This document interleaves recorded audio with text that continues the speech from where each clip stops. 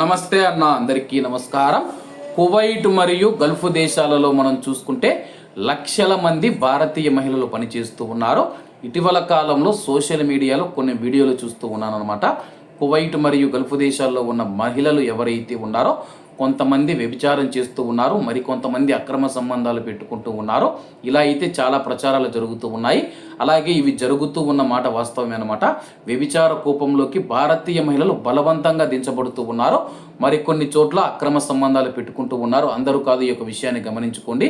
ఎందుకంటే కానీ అక్రమ సంబంధాలు అందరూ పెట్టుకుంటారని చెప్పే మాట అవాస్తవం కాదనమాట. కొంతమంది మహిళలు ఎవరైతే ఉన్నారో ఎందుకు రావాల్సి వచ్చిందో ఒకటికి 2 సార్లు అయితే మీరు ఆలోచించాల్సి ఉంటుంది. ఇండియాలో ఉన్న భర్తలు కానీ లేకపోతే తల్లిదండ్రులు కానీ వాళ్ళు సరైన మార్గంలో ఉంటే కానీ భారతీయ మహిళలు కువైట్ మరియు గల్ఫ్ దేశాలకు రావాల్సిన అవసరం లేదనమాట. అందులో ముఖ్యంగా మనం చూసుకుంటే పెళ్ళైన మహిళలు చాలామంది కువైట్కు వస్తూ ఉన్నారన్నమాట. భర్త సరిగా పెళ్ళైన తర్వాత బిడ్డలు పుట్టిన తర్వాత వాళ్ళను పట్టించుకోకపోవడం, వాళ్ళ యొక్క పోషణ సరిగా చూసుకోకపోవడం వల్ల కొంతమంది కువైట్కి వస్తూ ఉన్నారు.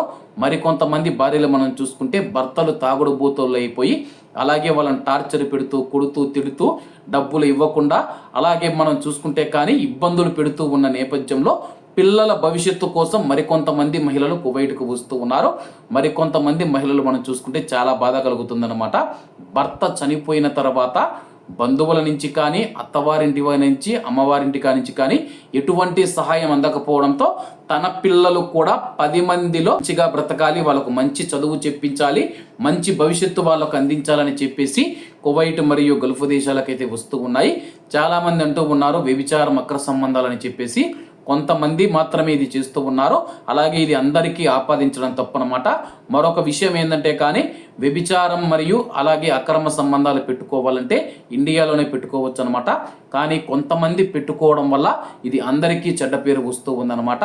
అలాగే కువైట్ మరియు గల్ఫ్ దేశాలలో కుటుంబాల కోసం పిల్లల కోసం కష్టపడుతూ ఉన్న భారతీయ మహిళలకు పాదాభివందనాలు చేసుకుంటూ అలాగే మరికొంతమంది మహిళలు ఎవరైతే ఉన్నారో కువైట్కు వచ్చిన తర్వాత పిల్లల భవిష్యత్తు కోసమని చెప్పి లేకపోతే ఏదైనా కుటుంబం కోసమని చెప్పేసి వచ్చిన తర్వాత ఇక్కడ అక్రమ సంబంధాలు పెట్టుకొని కుటుంబాలను మర్చిపోతూ ఉన్న భారతీయ మహిళలు కూడా ఉన్నారన్నమాట. మంచి ఉంది, చెడు ఉంది. అలాగే చెడును మాత్రమే చాలా మంది చెబుతూ ఉన్నారు. మంచిని కూడా స్వీకరించాలని చెప్పి ప్రతి ఒక్కరిని కోరుకుంటున్నాను. అందరూ బాగుండాలి, ఎందులో మనం ఉండాలి. అందరికీ నమస్తే అన్న. జై హింద్.